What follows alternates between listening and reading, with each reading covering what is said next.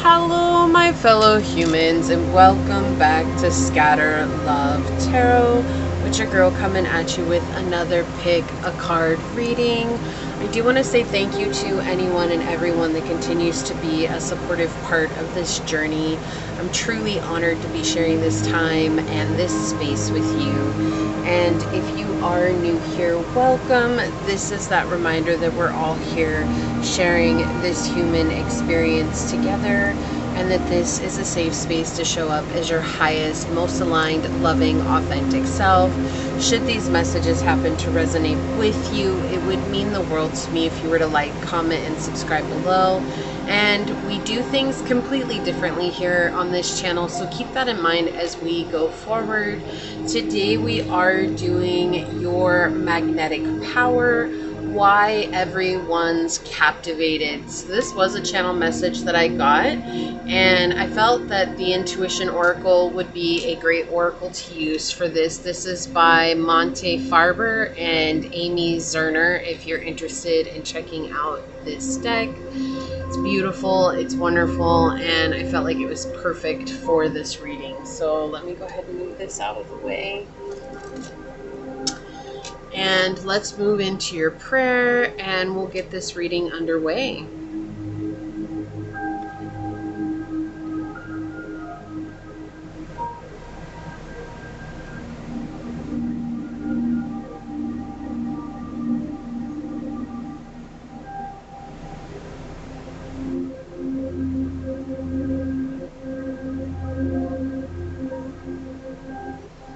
My beloved source, this prayer is for anyone and everyone that comes onto this reading, whether it's for the entire time or for a moment's time. Today I ask that you open up the pathway moving forward. That if there are any struggles that they're experiencing or any hardships that they might be going through or any grief that they are holding on their hearts, or any anger and resentment or fear is keeping them from moving forward, that you open up the path and help them to walk the walk to letting this go easily and effortlessly, so that they may embrace their truest selves, the love that lies within, to be the embodiment of that unconditional love, which is sometimes incredibly difficult in this 3D world. Because we are taught and we believe that we have to go with what we see physically and what we're feeling in that one moment. And sometimes it's hard to see that we might be so much more than that moment. That we are these beautiful souls that are witnessing each and every moment. Sometimes we feel so identified with what's happening, our bodies, our minds, our emotions, that it's hard to step aside and just become the observer. So today I ask that you remind us all of that innate power that lies within, and how we can all step aside and become the observer for ourselves in the way that serves us and our highest good. As these words are spoken upon this tribe and on this reading, so shall they be. Amen. Aho. Aseh. Thank you, thank you, thank you, my beloved source. Thank you. Go ahead and get this set up over here. All right. And then we'll go ahead and give these a shuffle and see what we've got going on. So, source, what intuition oracle card will help us better understand this reading? My fellow humans' magnetic power and why everyone's so captivated. What intuition oracle card will help us better understand this reading of my fellow humans' magnetic power and why everyone is so captivated? What intuition oracle card will help us better understand this reading of my fellow humans' magnetic power, and why everyone is so captivated? Okay, thank you. What intuition oracle card will help us better understand my fellow humans' magnetic power and why everyone is so captivated? So source, for pile number 1, what intuition oracle card will help us better understand pile number 1's magnetic power and why everyone is so captivated? Why is everyone so captivated? What is their magnetic power? Okay, thank you. Source for pile number 2.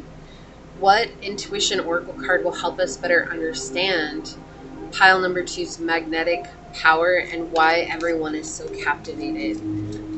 Pile number 2. Okay, thank you. And pile number 3, source. What intuition oracle card will help us better understand pile number 3's magnetic power and why everyone is so captivated? Wow, that came out really fast. All right. And then on the bottom of the deck, and these are different, they have both sides, these cards do. We have the Protector. And the affirmation here is, I respect people's boundaries and require the same from them. But on the front of the card, we see this. There's been a huge transformation that you've gone through. And I feel like for a long time, maybe you didn't know how to protect yourself. Excuse me. Or that you didn't know how to create boundaries with others. And there were a lot of people who were just infringing upon your space and your boundaries and just overstepping you constantly. And many people may have benefited from this. They had their own agenda that you were helping to fulfill when you were unable to protect yourself, when you were unable to stand up for yourself. And being in that people-pleasing energy, it's something that, you know, as we're healing and we're learning, the first thing that we have to do is to start making boundaries, which is oftentimes the scariest thing, because we feel like we're letting people down. We feel like, oh my gosh, they're going to hate me because I'm telling them this, or they can't stand me because I'm basically telling them that what they want doesn't matter. But the whole time that we've been letting someone step on our toes and step over our lines and our boundaries, we're saying that we don't matter. And how is it fair for us to give someone else permission to do that to ourselves and we not stand up for ourselves? Like, we're saying you matter more than me. And so what has happened as this collective here, there's been a shift where you're saying no more, and you're teaching people how to respect you and how to love you and how to treat you, because you're looking at the whole of yourself now and seeing that if you don't stand up and protect yourself, then how can you expect anyone to stand up for you or to protect you when you might not be there for yourself, or when you might not be around to protect yourself in a situation that's behind closed doors, right? So this is literally teaching people the power that you have within. And you are so good at setting boundaries. You have this fence at the very top of this card, right? It might not be a very solid fence in the way of keeping everybody from seeing exactly what's going on. Rather, it's a boundary line. And it doesn't have to be this massive 8-foot tall fence that no one can see over. It can literally be this white picket fence and saying, hey, don't cross this. Like, you can't just come barging into my space. And people respect you more because of that. And that's why they're so captivated by you. And I feel like there's a lot of people around you right now who wish that they could do the same, or are learning from you how to do the same. And that's creating a lot of resilience and inspiration within them as well. This has been an overtime thing, and you continue to grow, and you're becoming this very graceful and magnetic person through learning how to love, admire, respect, and treat yourself. So we're going to go ahead and take a look at this from the book and see what more it says. Number 39. Okay.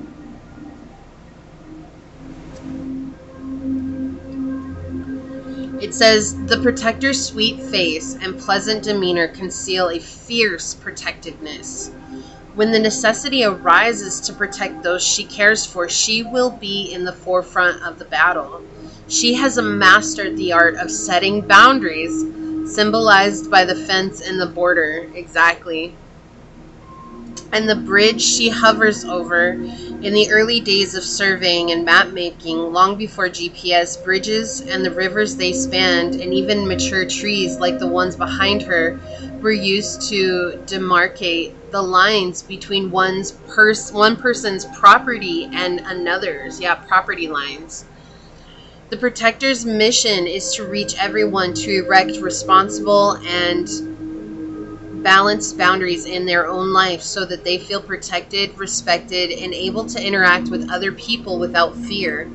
She knows that most people are predominantly concerned with themselves and how the world sees them, as symbolized by the people gazing at themselves in the mirror. And you see the mirrors here on the side.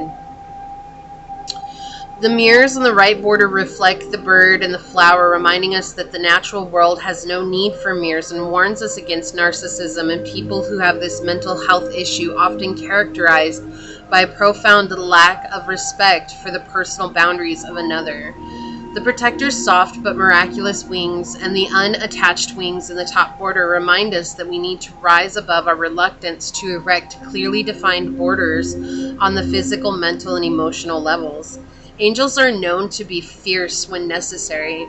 We have every right to define our personal space, to clarify whether we allow another person to touch us. We have a right to our thoughts, opinions, and feelings. There is no arguing about color or personal taste. The protector always floats next to us, ready to help us defend our God/goddess given rights to life, liberty, and the pursuit of happiness. She knows that without these rights, we lose our ability to enjoy life and let alone set any kind of boundaries. She's always ready to help you clear that atmosphere around you. She exists to shield you from attack, ease your troubles, and renew your hope. Circumstances sometimes require you to call on the protector to help shield you from the effects of disturbed energies that threaten to go past the boundaries you have erected in your life. People and even animals can become damaged and driven to ignoring the rights of others by pain, physical, mental, or emotional. Their sense of self can become diffused, and they can lash out without concern for how their actions might hurt us. The protector is there to remind you that there is no real long-term benefit to be gained by being excessively preoccupied with the needs of another person while ignoring your own needs. A healthy relationship needs personal boundaries so mutual respect can nurture over time the love that first brought you together. Boundaries can be fences that keep you isolated from those whom do not wish to associate, but they can also be bridges to better, healthier relationships that can survive challenges and the test of time. Yeah, so there's this thing where everybody right now as a collective, they're very, very much drawn and captivated by you being able to set boundaries. And like I said, I feel like a group of these people are individuals who benefited from you not having any boundaries, and they were just going willy-nilly and driving into your energy whenever they felt like it, and now they can't do that. And it's making you more magnetic. Isn't it weird how when we want to be seen, loved, and appreciated by everyone else, like it seems like we're chasing everyone away? But then the minute that we draw ourselves away, suddenly everybody and their mom is chasing after us. Like, come back, come back, come back. It's a weird thing with energy. It's like the more we want it, the more we repel it. But the more we're detached from it, the more it comes to us. And that's the way that the law of attraction truly does work. Okay, so with that, for pile number 1, we do have this dice with Jupiter on it.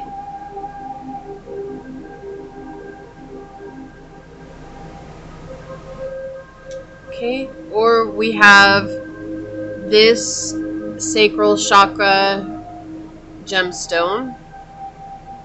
I'm not sure. I want to say that this is carnelian, but I'm not 100% sure on that.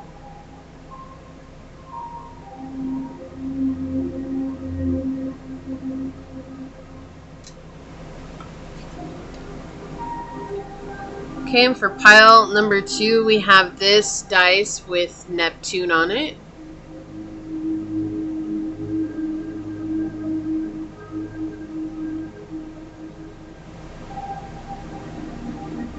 We have this heart chakra Anahata gemstone.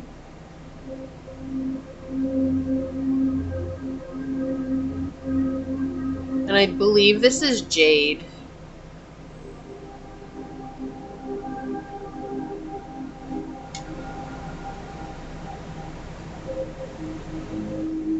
And for pile number 3, we have this dice with the moon on it.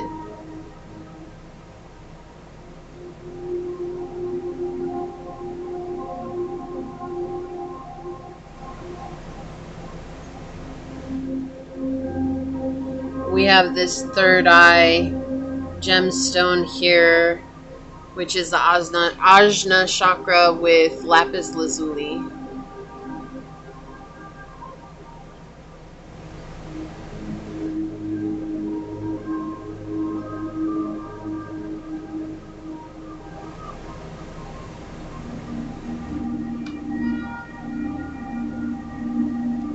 So pile 1, pile 2, and pile 3, and whichever pile you feel drawn to, that should be the pile for you. And I will see you over there.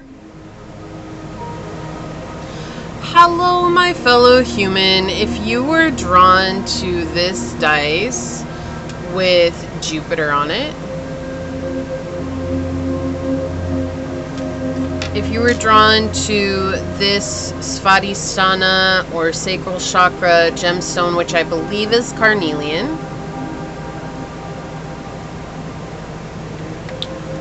or if you were drawn to this image on the intuition oracle card or this card during the shuffle, this is going to be your reading on your magnetic power, why everyone is captivated. I do want to say thank you to anyone and everyone that continues to be a supportive part of the journey here.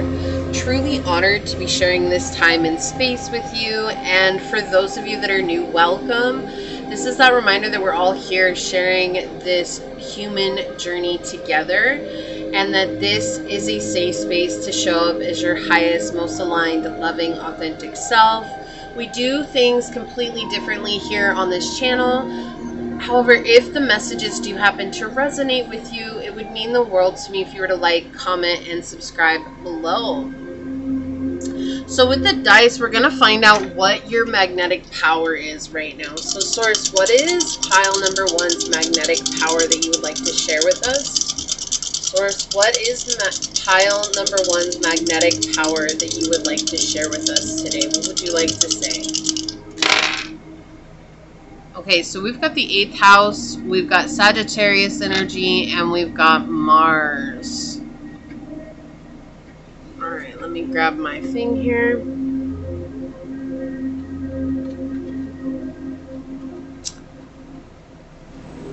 So your magnetic power, pile 1, is your ability to take action in the unknown. Like, you're very spiritual, you're very free, this very free spirit, and you are dealing with situations that most people would either shy away from, or they have a great fear of, or they don't, you've got the skeptics as well, that people are like, oh no, that stuff doesn't exist. But this is something I feel like you have a deep passion for, is like learning as much as you can about the spiritual realm, or learning as much as you can about ancient wisdom or shamanism, or anything along those lines. It could even be learning spiritual healing, meditation, yoga practices. It could be learning like Carl Jung information and old psychology and mysticism, things along these lines. But it feels like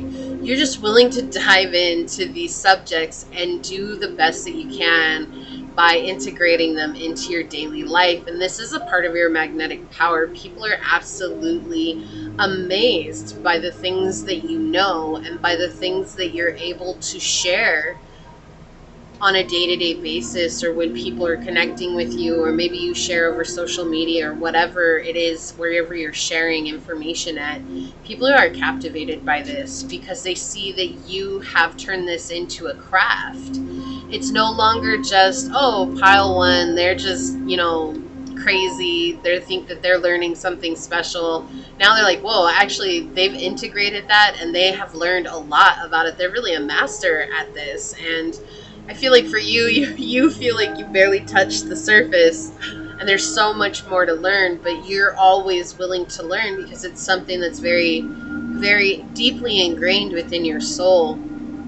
And so your power is to delve into the shadow side of life and the subconscious and the things that are taboo. Well, this could be a cult. So, learning magic and learning the law of attraction, or learning how to do spells, or whatever it is. It's like you're willing to do it when most people are like, oh, no, I don't know. No, that's bad news, or they've already written it off because of prior judgments, or judgments that aren't even theirs to begin with, societal beliefs that have backed them up. And I feel like part of what's so magnetic for you, Pile 1, is just how passionate you are about it and excited. You're so excited about it, and that excitement hasn't wavered no matter how long you've been doing this for. So you could be doing this for a year, you could be doing this for 10 years, you could be doing this for 30 years, right? It doesn't matter. However old you get or however long you've been doing it, you're still just as excited about it as when you first started. And that's something that is so magnetic about you as well. It's like you give a reason for other people to want to get excited about it. And so it's like where they're still scared about it, the fact that you've delved so deep in it and you're still the genuine person and loving person that you are, I feel like people are asking now, like, how bad is it really? Like, is that something that we should truly be afraid of? I'm going to move the camera a tad here. It's been moving around on me. So, okay, there we go. So we're going to get some cards on it. I'm going to be using the Wild Unknown Tarot today by Kim Kranz. If you guys hear some noise in the background, the door has been sticking, and so they're trying to fix it right now. Alright, Source. For pile number 1, why is everyone captivated by pile number 1? I feel like you've destroyed a lot of beliefs. Like, people had this idea about what it is that you study, and you have shown them that it doesn't need to be what they thought it was. There's no reason to be afraid of it. In fact, the only reason to fear it is by not knowing it. And once you know it, you'll find there's no reason to fear it.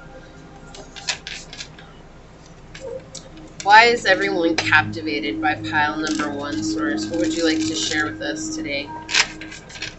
Okay, thank you. Why is everyone captivated by pile number 1? And the depth of love that you have in research, that's something that's pretty amazing. Not everybody's willing to put that much time, energy, and effort into any one thing, and yet here you are. We have the star coming out right away.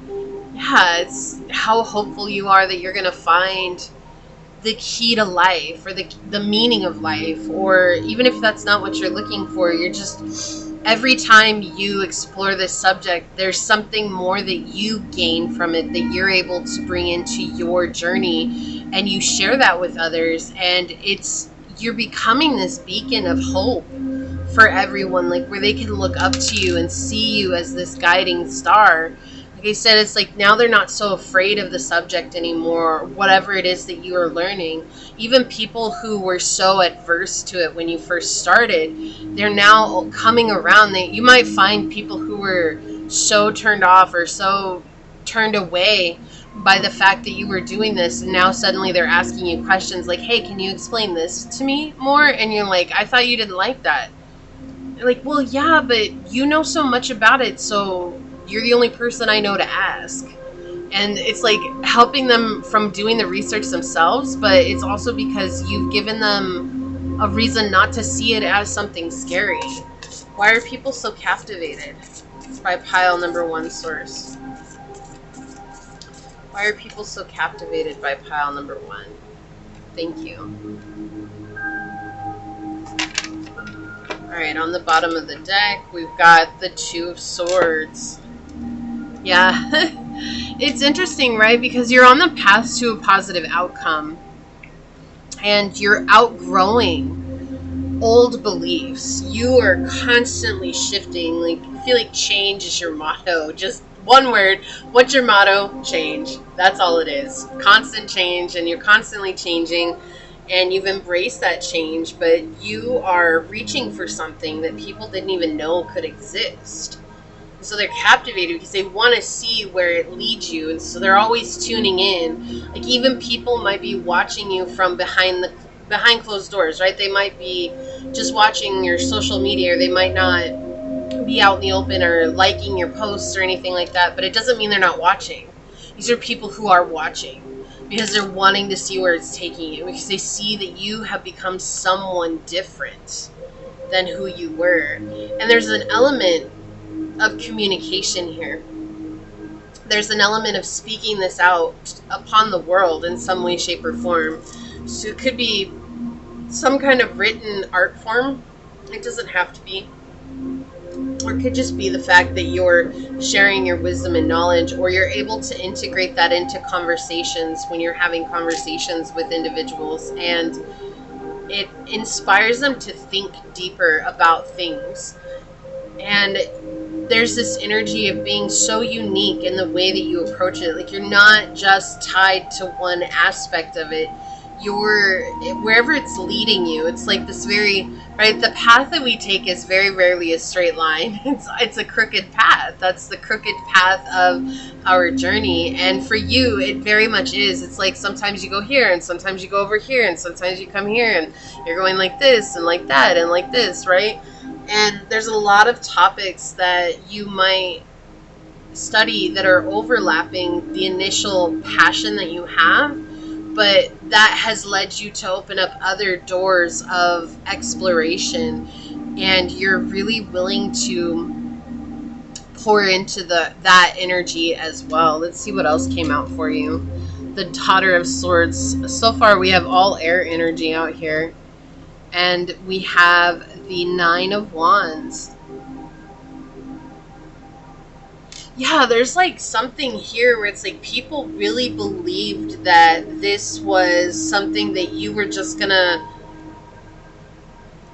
like tap into for a little bit, and then you were gonna put it down and not be that interested in. Like, everybody really believed that this was not gonna hold your interest, but yet here you are a long time later after you started, and you're still interested in it just like you were, and it's left everybody flabbergasted. But that's why people are captivated. And you see, if you can see this image, it looks like a staircase, but these are broken branches, right? These are broken branches, but it looks like stairs going up. And it's like you're rising through the ranks of this knowledge, and it's straight to something that's bringing you fulfillment, and you're embracing both aspects. You have the sun here that's an eclipse right now, right? Like, it's in an eclipse, and so you're embracing the shadow, the things that change us, the things that bring great transformation. You're embracing that part of yourself, and you're trying to help others to embrace that as well. But you understand that I can't do that for people who don't want to. But the people who are saying they don't want to, they're still intrigued, right? They're still watching from a distance. They notice that you're so wise, and that you've always been wise and intelligent. You've always been really tapped into the unknown. But now there's a name for what it is that you've always been doing your whole life. So maybe it was you were getting psychic downloads, or getting psychic messages, or channeling. Or maybe you were just very aware of the psychology of people, and now you can say, oh, it's this type of psychology, or it's this type of shadow work.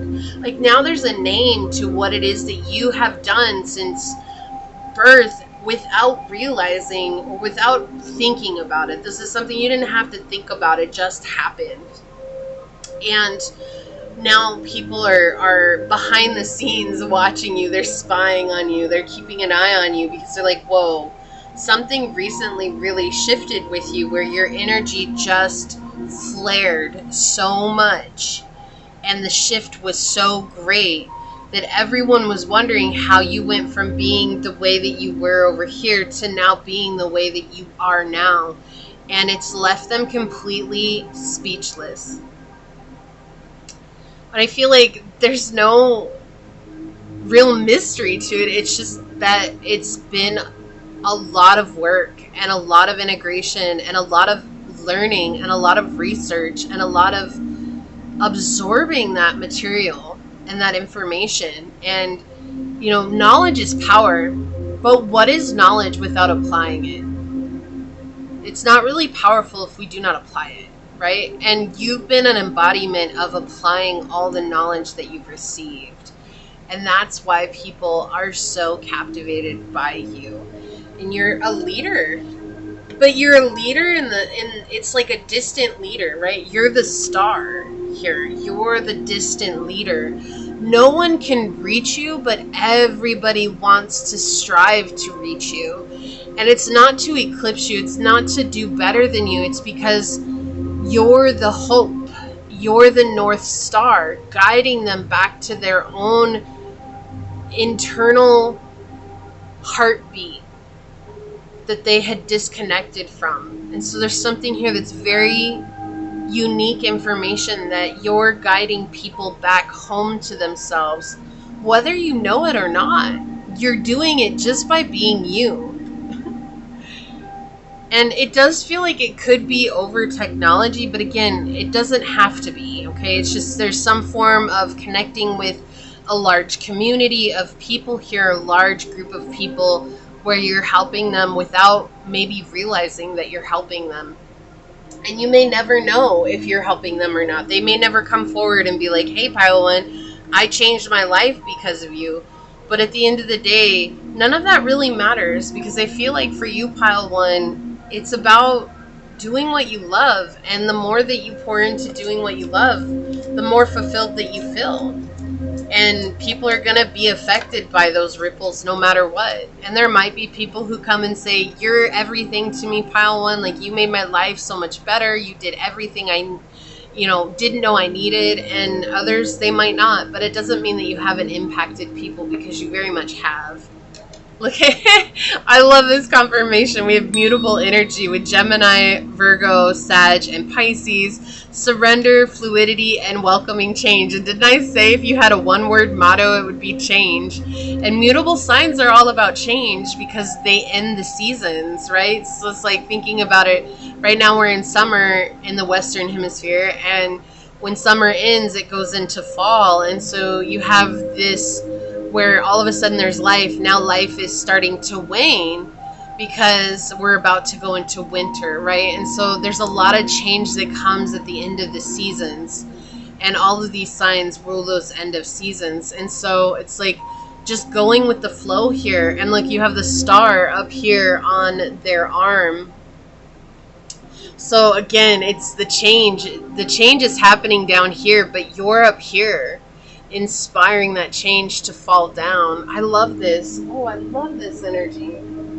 Okay, I'm going to get some of the Radiant Sun Oracle astrology cards, and we'll see what comes through. So what more would you like to tell Pile number one? Why are they so captivating? What is their magic, their magnetic power? Okay, I feel like I want one more. Yeah, okay. Okay, on the bottom of the house, we have Saturn in Scorpio with inheritance. You know, and it's interesting. It's like this is inherited power. This is something that comes from your lineage and from your ancestral line. And it's something that had to be awakened, because it was sleeping and dormant in many, many generations. When you came, it was something that just kind of maybe fell into your lap one day, and you couldn't put it down. And the reason being is because it woke something up within your DNA, and now that is vibrating out. And so your whole presence is the embodiment of this research that you're doing.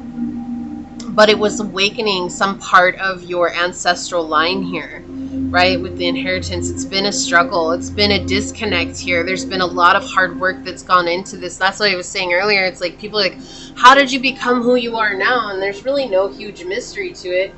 It's literally just you worked hard to get here. But everybody wants it to be some magic pill that you take like in the Matrix, which would be nice. It would be nice to take the pill and suddenly everything falls into our laps. But oftentimes when we see success, it's from years and years of dedication and hard work and showing up and doing the same thing over and maybe not seeing results at first or for a very long time. And then suddenly they start to see results and everyone's like, oh, well, you're just an overnight sensation, and how very wrong they really are. So we also have the moon in Capricorn with practicality. And again, this energy of just working really hard. We had Saturn coming out, which is connected to Capricorn as well. We have the moon in Capricorn. So there's this energy of just taking one step at a time and doing what's necessary. And we see, I was talking about fall, and fall time at the end of summer is harvest season, and we have them harvesting here. We're ready to plant, but it looks like they're harvesting here in the background, right?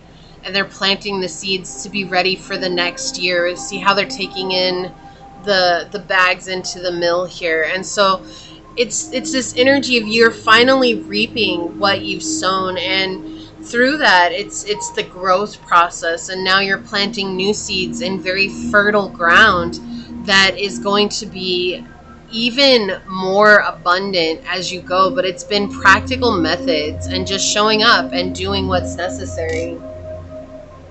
And not everybody understands that, right? Not everybody, or everybody understands that, but they want to fantasize it to be something else. So we have Artemis and Louisa Liu with the path ahead will be different. From now on, you will follow the path of transformation. Pay close attention to your quality of life. Again, transformation, change. Like, your heart is set on changing your outcome in this life, and you're doing just that. On the bottom, we have Freya and Elsa Eld with the answer to the question, what is my task? Can only be found on the battlefield of life. Only the courageous will discover it. And favor, what is it? Reward favors the brave. And there's this energy where it's like you were brave enough to battle the parts of yourself that were keeping you held back. And people have seen that, and they've watched that. They've watched you grow. So it does feel like there's a group of people here who've watched you become something different. And there might be many people who haven't seen that, but they're recognizing that you went through struggle, maybe because you're sharing that sweetness. So they're also captivated by the fact that maybe you have had to endure some really difficult things, but you're still this very sweet person, a very kind person. And you're not out here trying to get an eye for an eye. Like, you're really out here just trying to be the best version of yourself that you can be, and work towards your most aligned path and be an embodiment of that love to others. And so others are captivated by your sweetness, because I feel like, again, there's people here who could very well be in the crosshairs for you. They've done really questionable things and treated you very questionable ways, and they know that you could very well snipe them and take them out, but you don't. And you might not even deal with these people anymore, but the way that you're presenting yourself is showing that you're still sweet and kind. Like, even not mentioning them or even talking about their name, it's showing that you're very sweet and that you're not trying to put them on blast. And part of that is because you're realizing that they have to deal with their own internal guilt on their own. And it's like, why exacerbate that? Like, they're already beating themselves up, and even if they're not, like, it's gonna come back around eventually. So that's what this feels like. Yeah, surrender. So we had that with the mutable energy, right? Surrender and change and transformation. It says, I can release my need to control. And that's exactly what you've done throughout this process, is surrender to what it is that's calling you home and embracing that journey. And a lot of people are absolutely mesmerized. It's not just captivated. They're mesmerized by that. All right, let's get 2 of these. Whoa, okay. I guess you're going to get 3 of these. Okay, make sure they're in the upright here. On the bottom, we have Mars energy again. Jump into action. No matter how much pain, suffering, hurt, whatever it is that you've been through, pile one, it never kept you from jumping into action. Never, not once. Was it like, oh, my life is so hard, I'm not going to go towards what I want. It's almost like you were fueled by the uncertainty, and you were fueled by the pain, and you were fueled by the suffering. And that has turned into this massive flame that cannot be quenched. And it can't. Like, you're going to spend, I feel like, your whole life delving into this. Let's get one of the truth oracles, and then we'll see what else we've got here. What else would you like to tell pile one, source? Okay, one more. What else would you like to tell pile number one? Okay, thank you. On the bottom, single, isolation, independent, alone. And that's the other thing they're captivated by, is that you did it all by yourself. Like, you didn't need someone holding your hand. And maybe you wanted someone holding your hand, you know, that's completely understandable. But I feel like the thing is that you did it by yourself, and that's something that a lot of people struggle with. They always need someone in their energy. But you're the single star here, right? Shining as bright as you can, knowing you didn't need someone else to do this for you. Failure. I understand that a mistake is only an opportunity to learn. You did not get it right the first time, the second time, the third time, maybe even the 1000th time, but you got up. You got up 1001 times, and you figured it out on 1001. You know, you weren't afraid of failure, and maybe you did start that way. Maybe something in you was like, oh, I don't want to fail, I don't want to fail. But it was like every time you failed, you realized you were learning, and you had experience, and that experience could continue to guide you on. And that's what leaves people captivated, because most people, when they fail even just a little, they give up and they say, oh, nope, that's not for me. But if we're starting something new, there's no way we can walk into it being masters, right? Think about it. You've never played an instrument in your whole life. You go and you get whatever said instrument is that you want, and you expect to sit down and play Beethoven at it. I mean, that's absolutely absurd, right? But that's how so many people view life. They really believe that that's how it works, but it's not like that at all. And that's exactly what it is. They're seeing that you're not afraid of failure. You have this very brave face, and you face adversity with grace and class and style. Mars energy again. We got Mars out 3 times in your reading, right? On the bottom over here. Got it in this one. Move forward and defend self. This is very, very passionate energy, and you're a leader, right? Mars talks about being a leader as well. It's also, Mars is related to the god of war. You went to war and to battle for yourself, and that resulted in becoming a leader in your life, but a leader of others as well. I have to look at this off screen to make sure it's okay. We do have Mercury in Pisces with inspiration. And didn't I say that at the beginning? Like, you inspire others, right? Like, you're inspiring others to become their better selves, to become better versions of who they are, and tap into their strengths, and to not let failure be something that holds them back. And so you're inspiring others to do this, and that's such a huge thing. Not everybody is going to be inspired by you, but there are so many people here, and that's why they're captivated by you, because you inspire them. It's like, oh, well, if pile one can do it, then I know I can do it too. Movement. So much movement here. Didn't I say that at the beginning? Like, you maybe went away for a while, and you came back, and you went from here to here, right? From wherever this was to where you're at now. And that seems like this huge leap. But the huge leap is because you never stopped.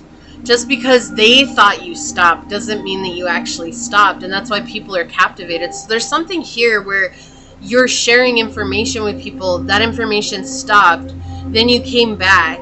And you came back like 1,000 times different than when you left. 7th house, make a commitment. And, you know, with this energy that's coming out on this particular card, we see that that's because you've been committed to the process. And that's another reason why people are captivated, is how committed you are to this journey, that you've never been committed like that before, whether that was a relationship, a job, or, you know, past hobby or something like that. Like, nothing you've ever done in your life have you been this committed to. And I feel like you can say hands down that's the truth, because this is the one thing that has drawn you back time and time again. This is something that spoke to your soul. It wasn't something that spoke to your ego. This was something that spoke to your soul.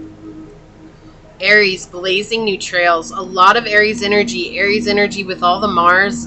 You could have Aries highly aspect in your chart as well, or very benefic Mars placements.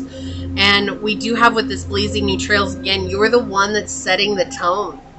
You're the one that's setting the tone for everyone else to follow. Midhaven, mind your reputation. Yeah. And this feels like you're doing this, and your reputation is about how firm and how solid you've been when it comes to this situation, or this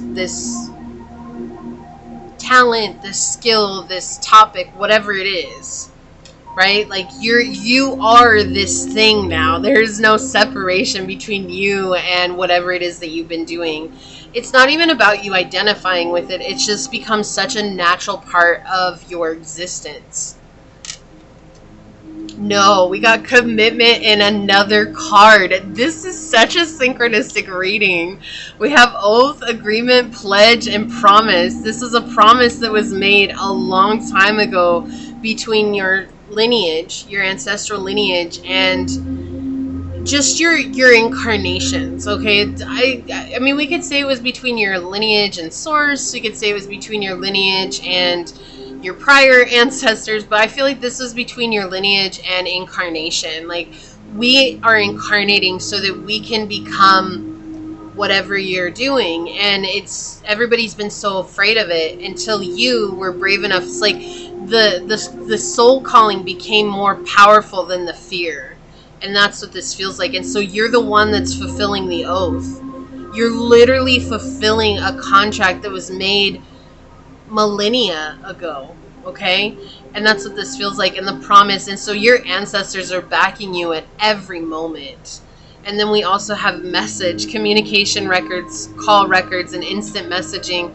So you might all of a sudden start getting messages from people who want to ask you questions, or who want to connect with you more, or be clients for you, whatever it is. I do feel like this is just saying, like, this has to do with whatever you're doing. There's going to be incoming communication in regards to it, where people are saying, hey, you know, I tried this because of you, or you changed my life because you did this. They're really going to start saying things about that. So we got this card here for you. We'll check out the back in just a second, but this again, this ancestral energy coming through, like, this could be shamanism, this is healing, this is getting back to our natural state, right? And the stars in the sky here are so synchronistic with the star card. It's like you're shining bright right now, and you've tapped into what emotionally sets you free. And it's that feeling that the soul calling was so much greater than all the potential fears that arose, that the soul calling itself started to demolish the fears in and of their wake, and it allowed you to take this journey. So we do have here, like we said, that you've been a leader this whole time. Mars energy points at being a leader, and we have the leaders here. I know how to lead because I know what needs to be done, and amen to that. Like, I can't even say more than that, because you do. This whole time you've known what to do. I'm going to read this from the book. It's number 5.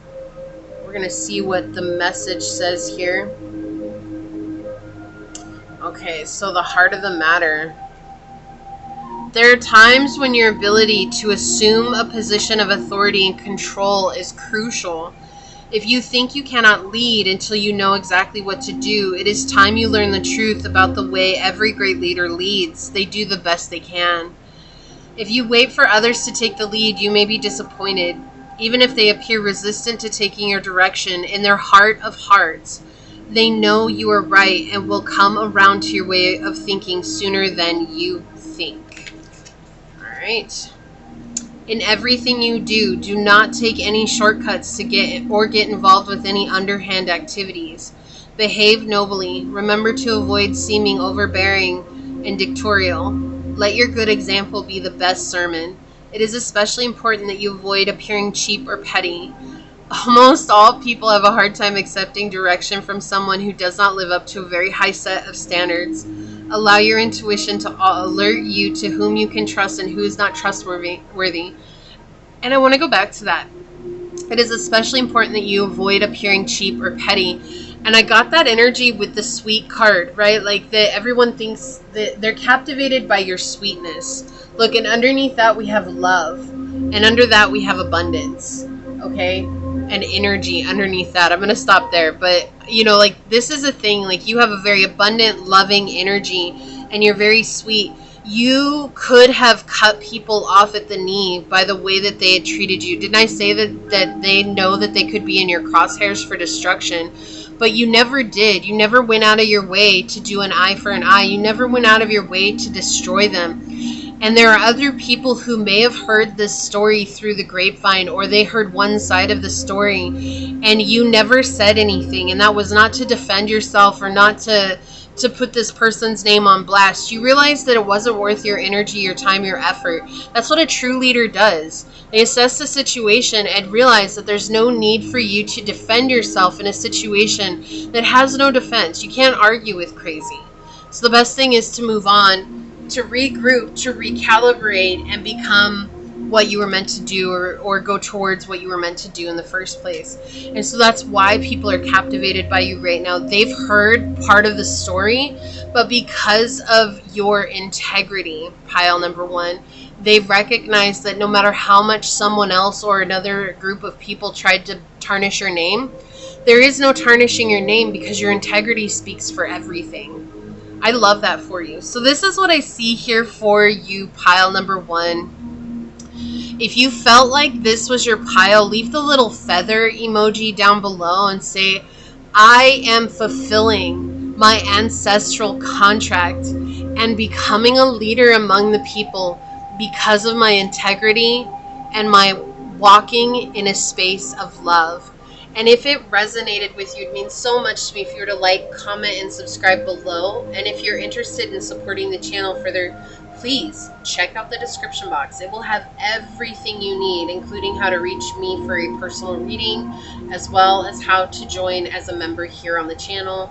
And with that being said, I want to take a quick second to thank your messengers, your spirit guides, your angels, source, and my spirit guides, and a special shout out to your ancestors for being present in your pile today, pile number one. And until next time, stay human. Bye. Hello, my fellow human. If you were drawn to this dice with Neptune on it, if you were drawn to the heart chakra jade stone or anahata,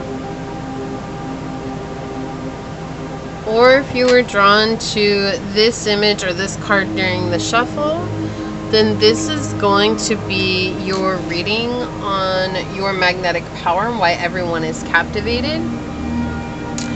I do want to say thank you to anyone and everyone for being a supportive part of this journey with me. I'm truly honored to be sharing this time and space with you. And if you are new here, welcome.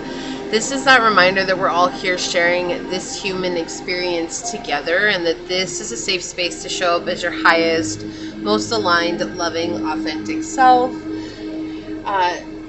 Should the message happen to resonate with you, it'd mean the world to me if you were to like, comment, and subscribe below. And keeping in mind, moving forward, we do things completely differently on this channel. So with that being said, we are going to use the dice to find out what your magnetic power is, and then we're going to dig into why everyone is captivated with the tarot. So let's find out, source, what is pile number two's magnetic power?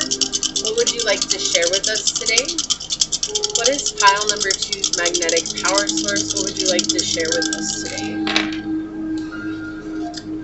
Okay, so we've got the third house, Scorpio energy, and Saturn.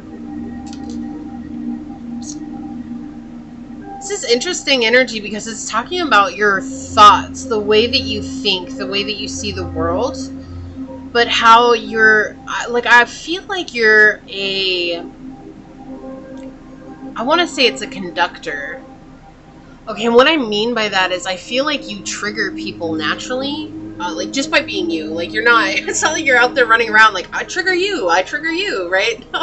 No, like I feel like your magnetic power is that you naturally trigger people, so people might feel very adverse to you at first, but then it's like they can't get enough of you. Right? It's almost like, I don't like pile 2. But then after they've been triggered and they realize they were triggered, they're like, whoa, pile 2's the one that did that. Right? But that's what it feels like. Like, people at first are really jealous, or they're very sour towards you, or they're trying to control you or something like that. But your magnetic power is the ability to reflect that back to them. You're like literally a standing mirror to their soul.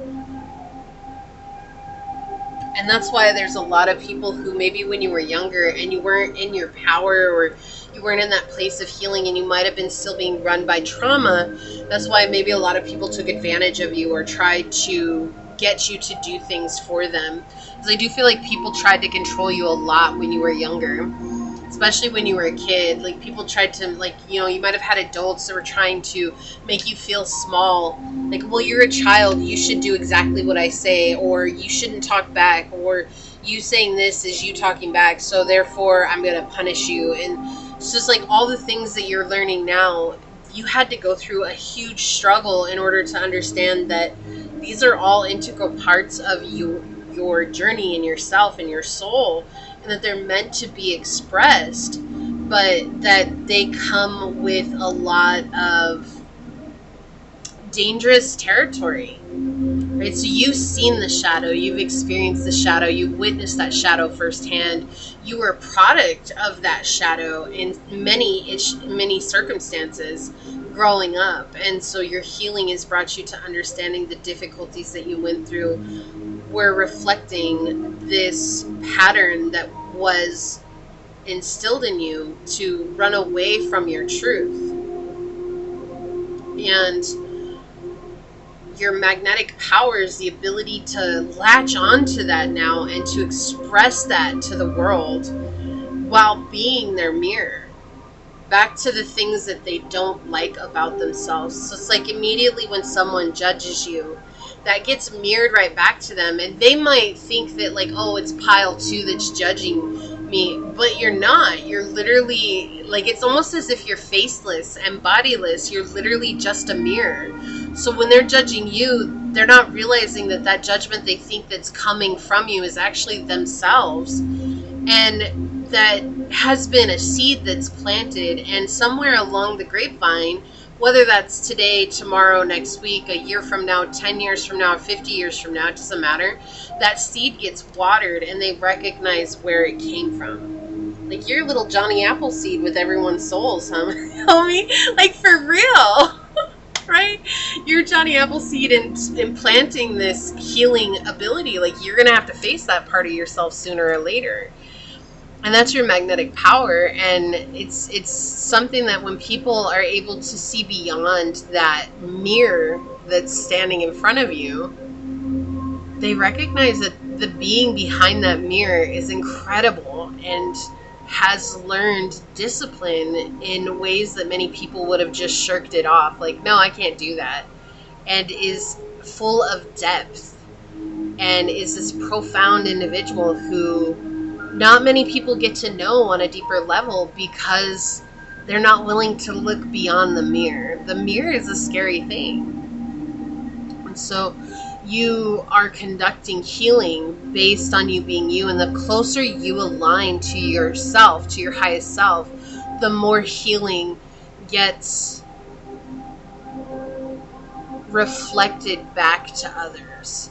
Right? So it's like even deeper healing ends up reflecting back to others, and it's things that they would have never faced otherwise. But your energy, it almost demands it. It's like your soul almost demands to their soul, like, this is something you have to heal, because this is the design. This is the universal design of who I am, and I'm the healer, and the healing comes in this way. And it's scary because people are uncomfortably comfortable in their illusions, but you don't even have to say or do anything. You make them realize that it's an illusion because it's happening in a very energetic level. Wow. So that's a really cool thing. Alright, let's see what else comes through here. So we're going to use the tarot to find out why everyone is captivated.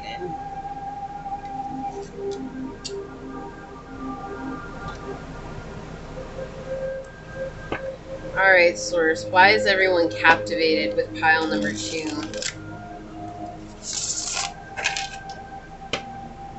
You're like the embodiment of truth. Why is everyone captivated by pile number 2? And I feel like you're finding out truth for yourself all the time, right? It's not like you know everything there is to know, right? That's not what this is, but you are in this energy of always finding out truths, and you see people at their deepest level. Like, you see beyond the mask, you see beyond the ego. You can absolutely discern if this is someone who's good or bad for you, but it doesn't matter if they're good or bad. It's the fact that you came into their vicinity, and once your aura touched their aura, that change is, it's almost destined because of the vibration that you're in. It's like being touched by it's like being touched by an angel. You could be an earth angel, or you could identify with being an earth angel, right? And I know we're trying to take away the identities. Like, that's something that we're working to do, because we're not our identities, right? We're so much more than that. But that might be something that resonates with you on a deeper level, pile number 2.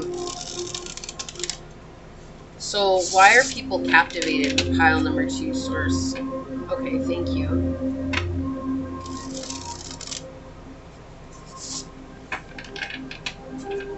Your happiness. You're a happy person, or you are someone who's very grounded in peace. If you're not like a super happy, bubbly person, like, you're just very grounded in your peace, and that's something that people are captivated by. Justice. Yeah, I'm not surprised that this came out at all. Okay, let's find out. So, Source, why are people captivated by pile number 2? What would you like to say? The Chariot and the Mother of Cups. Yeah. You're just a love. You really are. I feel like you love people. You love, everyone you meet. You see the good in them. You're naturally drawn to seeing the good in people.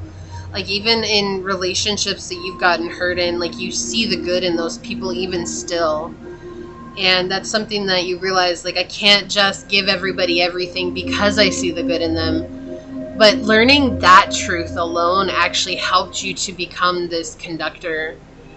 And it's like realizing that you seeing the good in them is almost something that's awakening within their soul.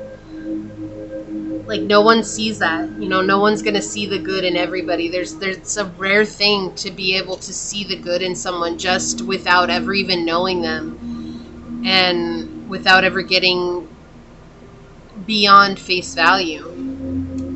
But I feel like when you see people, you see souls, or you're able to tap into souls and souls' energy at their very refined soul energies. So it's like at the very core of who they are, and you recognize that there is no inherent good or bad.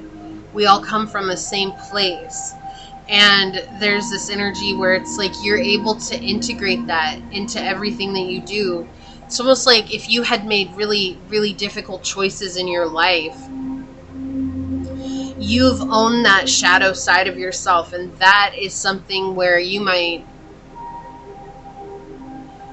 be able to resonate with people who feel like they're a bad person. Because there might have been a point in your life where you felt like a bad person, whether that was a choice that you made or a situation that you went through or something you were shouldering. You were standing in the shoes of saying, like, I'm this awful person, I'm a monster, or I'm, not deserving of anything. And this is so much more than just people pleasing. I don't feel like you were a people pleaser. I feel like you were controlled by a lot of people, pile 2, and I feel like you're a nice person, you're a kind person, you're a genuine person, but I don't feel like you necessarily struggled with people pleasing. Like, that's not an energy that I get from you. Like, I can feel that in my gut. I feel like you might have lashed out when you were younger, and your choices have brought you to learning about yourself. Like, you could have been the quote unquote the problem child, or the problem child in school, or like you were just lashing out because of that, being controlled as a young child, like people expecting so much from you, and you only asking for so little. And I feel like, at times there was this energy where it was like, oh my gosh, I can't handle this anymore. I would just rather people saw me as they actually saw me. And so you were trying to embody that. And that's what I feel like. I feel like why people are captivated by you is because you're that mirror back to them, but also because you can stand in their shoes. And even if you were a people pleaser, like, I'm not saying like everybody here wasn't, like, you could have absolutely been a people pleaser, and there's decisions that you made that you're not proud of, right? That's very human of us to make decisions that we're not proud of.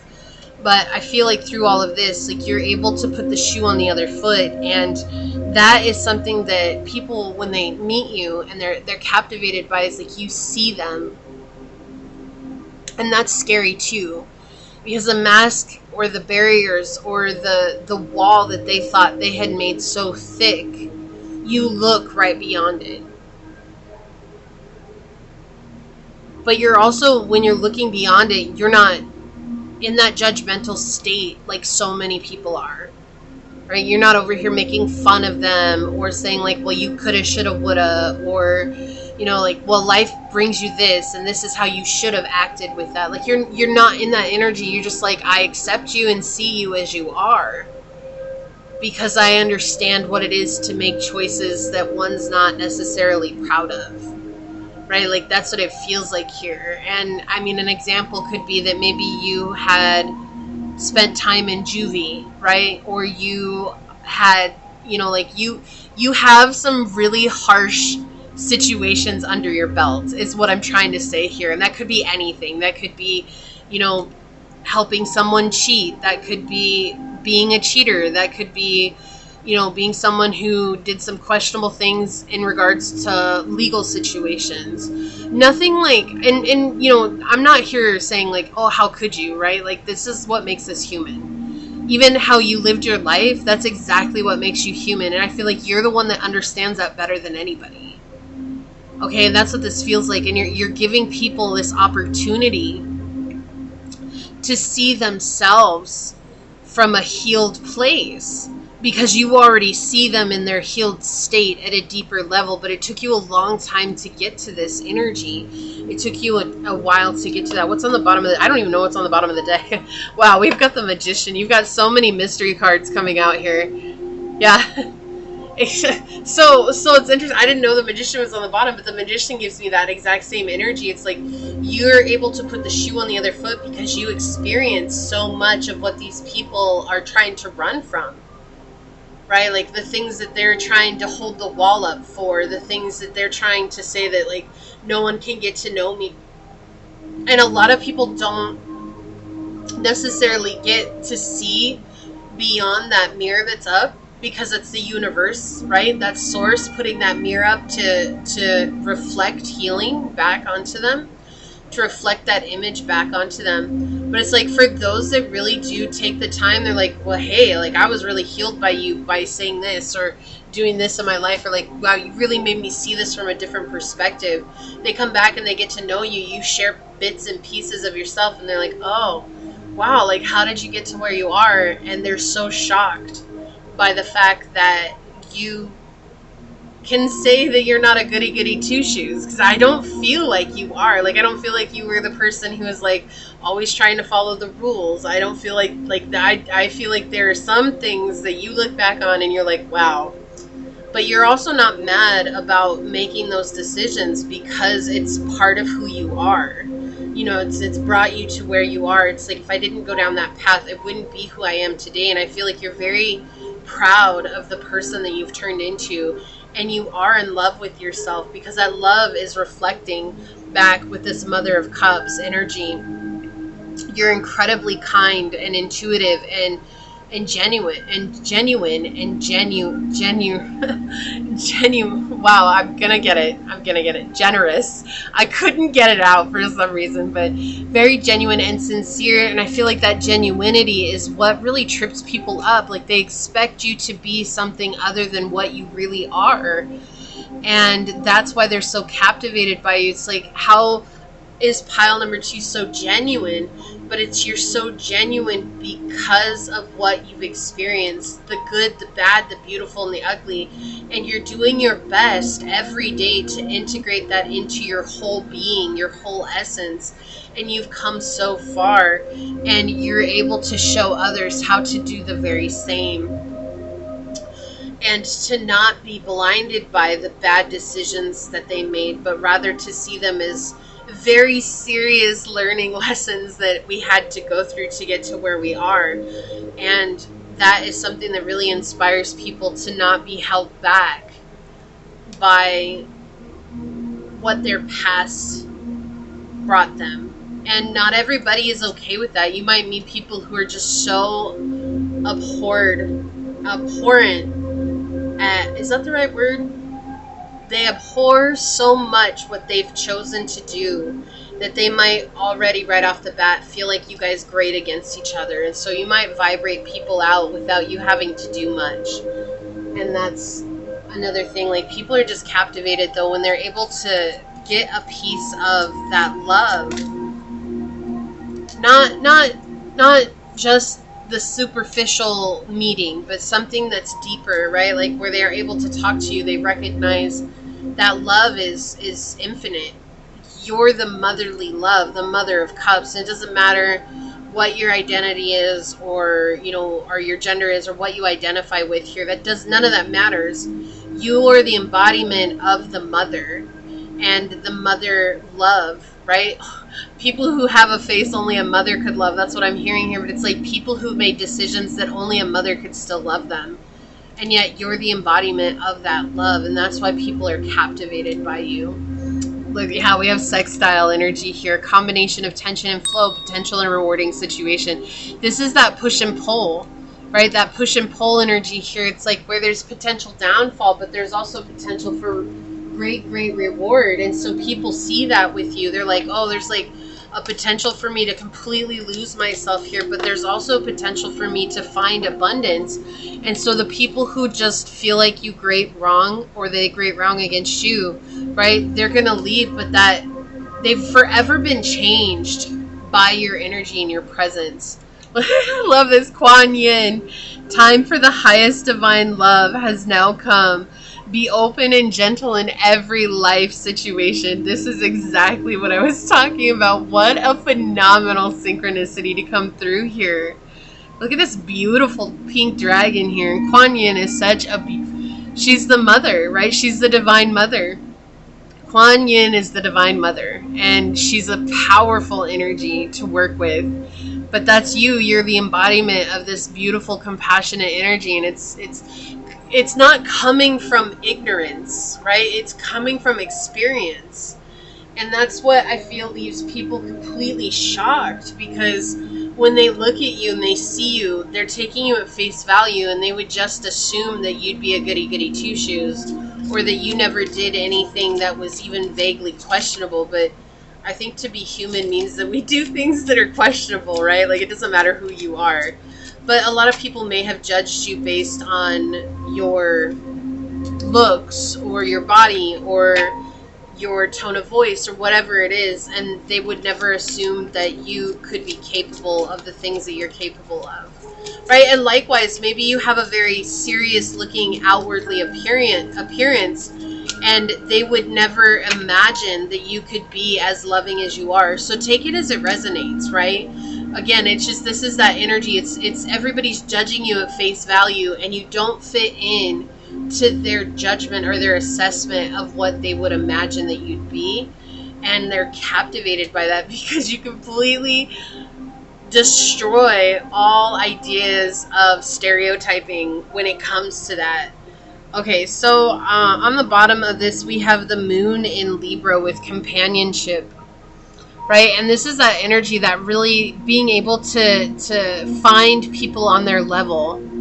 Immediately you find people at their level. Like, you're not afraid to see them for who they are and their vulnerabilities, right?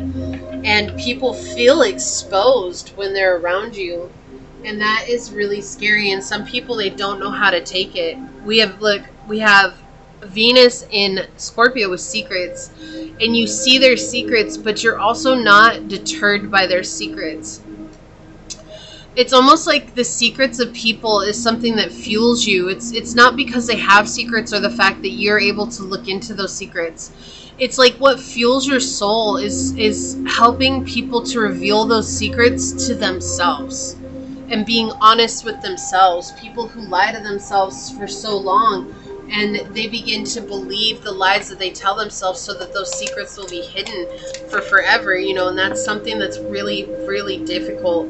And so I feel like for that, it's like they're captivated because you give them a reason to be okay with all those things that they thought that they should be ashamed of for so long. We have part of fortune coming out. Tap into your talents. Yeah, this is just who you are. This is a part of you. It's your soul, right? That's why it happens on such a cellular level, because it's literally happening at the soul. It's not happening on a physical level, but the effects of you coming into someone's life happens on a physical level because the change is so significant. On the bottom we have Taurus, slow but steady. Yeah, so some of these people that you meet, the seeds that you're planting with them, they might not bring illicit change right away, but no matter what, the seeds that you're planting, Johnny Appleseed, pile number 2, the seeds that you're planting will eventually blossom and turn into something beautiful within them. And you might not even ever get to see that, but it doesn't make it any less impactful and meaningful. We have lunar eclipse out with the old.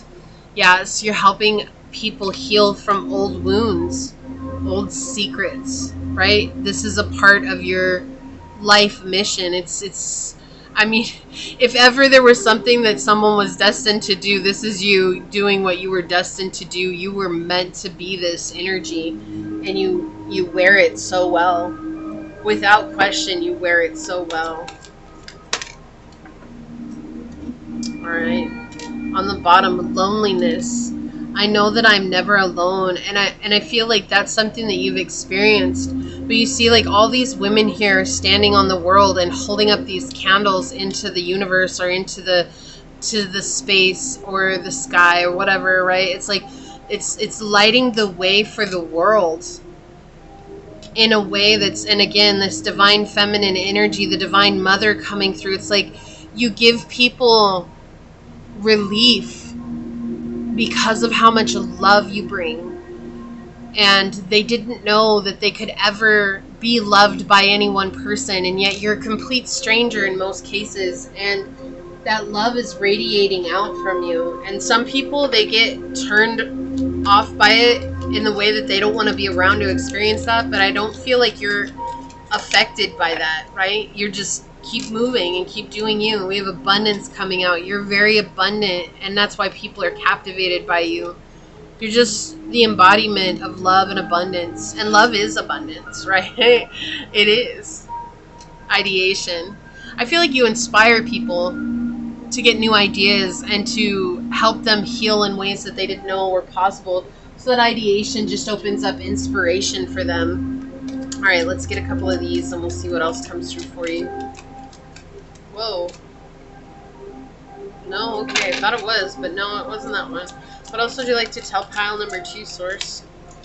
Uninvited guests. Okay, let's look at this one. Surprise, accident, big change, moment of decision. So people are captivated by you because you're this uninvited guest. You're a ghost Okay, and I mean that in the best possible way. It's like you're the ghost that digs around in their psyche and bringing things to light that they thought they'd buried in the basement, right? Or that they had put with the skeletons in the closet. But somehow you go right to the closet with the skeletons in it and you open that door and you let it all fall out. And so it's a surprise. It feels like it's all by accident. It's eliciting big change, and it's a moment where they have to make a decision. And some people are willing to decide to choose healing while others will run. And that's just something that's very natural in that, right? That's a natural response. And I feel like you're just so at ease with yourself. You know, like I said, you might be really bubbly, really happy-go-lucky, but many of you are just more very, like your vibe, it's just very chill and at peace. And so when people aren't ready to receive that healing, like you're at peace with that. You're not trying to force it. Because you understand what trying to force someone or control someone, you know what that feels like, and you don't like that, and so you're not embodying that, right? Yeah, talent, born with, features, personality. Yeah, this is integrated into who you are as a soul, as a person. It radiates from your aura. There's just no getting away from it. Even if you wanted to, it's impossible because it's just a part of who you are. So we have yin energy again, the divine feminine energy coming through here, the mother. We have Taurus, Virgo, and Capricorn, Cancer, Scorpio, and Pisces with intuition, trust, patience, spirituality, and receptivity, right? Seeing the shadow parts of ourselves, seeing the shadow within. And Jupiter, yeah, spiritual growth, grow and expand here. So you're inviting people to grow at a spiritual level. And maybe you go out of your way to bring that to people too. And that's just how it's like you're physically helping your soul do what it was always destined to do. But I feel like many of you, it's just you being you does this. There's no getting around it. People meet you and that's it. The seeds have been planted. So we have Merlin and Liliana with love yourself as you are. You are amazing, and by opening yourself up to all your different lives, you will become the sum of them, and that's exactly what's happened. You become the sum of all your decisions, all the lives that you've lived, and whether you believe in past lives or not, it doesn't matter. It's just all the yous that have existed in this lifetime, and you've integrated and embraced all of those parts of yourself, and you continue to do so. Like if a shady part of you comes up, you're like, I'm ready to embrace that with open arms, and you're now embodying that love and giving that love to others. Okay, so we have Mars in Virgo with criticism. Yeah, so this is what people feel like when they first meet you. They feel like you're going to criticize them, or you're going to judge them based on what it is that they've done or who they are, and you don't. You don't. Like, you're not someone who's judging others. You're not out here trying to make people feel bad about who they are. But they've felt so bad for so long because other people have done that to them. And then when you don't, it's just this huge surprise. And I feel like that's just it. It comes from your past. You experience situations like that as well, very hard situations. You know, you even chose the Anahata gemstone here, which is the heart chakra, and you're a very heart-centric person. And I think it surprises people. Adversity, exactly. I accept that challenges are the best way to learn. You've been through a lot of adversity. A lot of adversity. Like, this is a eye for an eye, or what is it? No, like, we'll go, what is it? We'll go, what is it? Toe to toe. That's the energy. It's like, but you're not like that. Like, you're not out here trying to make people feel bad or like you've experienced more. It's just, I feel like if people understood the amount of things that you went through, they wouldn't know how you are who you are. And even when they get just a taste of it, they're still wondering how you are who you are. Look for, investigate, explore, and search. Yeah, so it's like you're what people were looking for. You help bring this idea, this clarity to them that they didn't know they needed. Okay, and so this is the card that you chose. I'm going to read this from the book, but what do we got? Yeah, the nurturer. I'm not surprised at all. We've got I deserve to feel nurtured because I give care to those I cherish. And I feel like most people that meet you, Pile 2, they feel cherished by you. Okay, and the people who don't, or the people who lash out at you, it's just because they're not used to receiving that type of love and they don't know what to do with it. And it's nothing you've done, right? It's not you. But yeah, you see how this mother is taking care of these babies. She's pregnant, right? She's being guided to stand in this powerful position and to just love and be love. And it's like, it doesn't, and pregnancy, when you think about pregnancy, it's a beautiful thing, but it's also very difficult. Pregnancy is a very difficult time in a woman's life, and giving birth is a very difficult time in a woman's life. And it's like going through that difficulty is what brings them, in some cases, very close to their child, and in other cases, it leaves them very distant from their child because of the trauma that comes with that, right? And so it's kind of this either or energy. And for you, it was like all that trauma that you experienced brought you closer to what it meant to see humankind as a whole, as a collective. And you're realizing that everyone is just this injured traumatically injured child that needs love because that's what you needed. And you knew that that was what the people who traumatized you needed, but you weren't in a position to give that to them. And so now you're in a position to give that to yourself, which automatically spills over to others. So let's see what this says out of the book. Number 4. All right.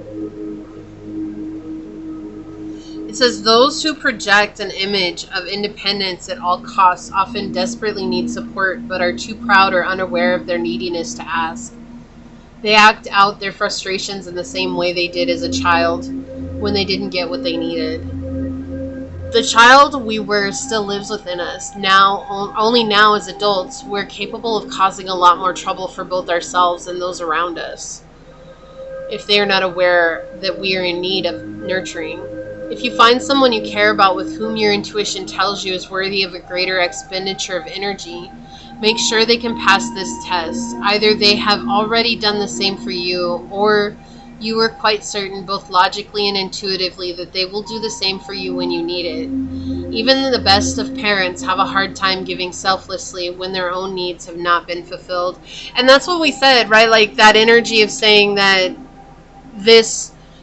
these people who don't want your love, it's just they're acting out. They don't know how to receive it, right? And here you are giving it, and it's not at all what they expected, right? They might have thought it was a different package that was supposed to give it to them, or they thought it was supposed to be a different person, and it's you, and they don't know how to receive that, and so they're lashing out, but it's not anything that you did, right? And so don't ever take that personally, Pile 2. I mean, I don't feel like you would, but for those of you that might, it's nothing you did, and it's you being you.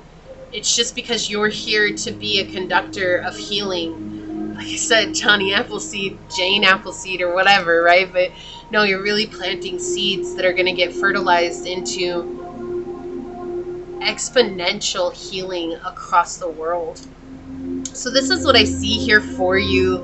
If you feel like this is your reading, leave the little apple emoji down below and say, I plant seeds of love everywhere I go, and eventually those seeds will blossom into conscious healing because I healed myself. And if it resonated with you, it means so much to me if you were to like, comment, and subscribe below. And if you're interested in supporting the channel further, check out the description box. It has everything you need, including how to reach me for a personal reading, as well as how to join as a member here on the channel. And with that, I do want to take a quick second to thank your guides, your spirit messengers, your angel source, and my spirit guides for coming together to give us this amazingly powerful message. Truly honored I got to connect with you today, Pile number 2. And until next time, stay human. Bye. Hello, my fellow human. If you were drawn to this dice with the moon on it, or if you were drawn to this Ajna third eye chakra lapis lazuli gemstone, or if you were drawn to this image or this card during the shuffle, then this is going to be your reading on your magnetic power, why everyone's captivated. I do want to say thank you to anyone and everyone that continues to be a supportive part of this journey with me. I'm truly honored to be sharing this time and this space with you. And for those of you that are new here, welcome. This is that reminder that we're all here sharing this human experience together, and that this is a safe space to show up as your highest, most aligned, loving, authentic self. We do things a lot differently here on this channel, so with that being said, if the messages do happen to resonate with you along the way, it would mean the world to me if you were to like, comment, and subscribe down below. So we're going to go ahead and hop to it. First, we're going to find out about your magnetic power with the dice, and then we're going to dig in with the tarot, why everyone is captivated. So source for pile number 3, what is their magnetic power? What would you like to share with us today? Source, what is pile number 3's magnetic power? What would you like to say? What is pile number 3's magnetic power, source? Okay, so we've got the 3rd house, we've got Sagittarius energy, and we've got Pluto.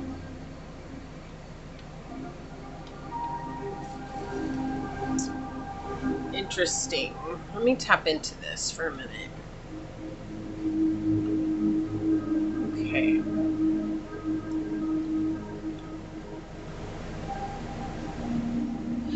So I'm getting the adventure that you find in the transformation.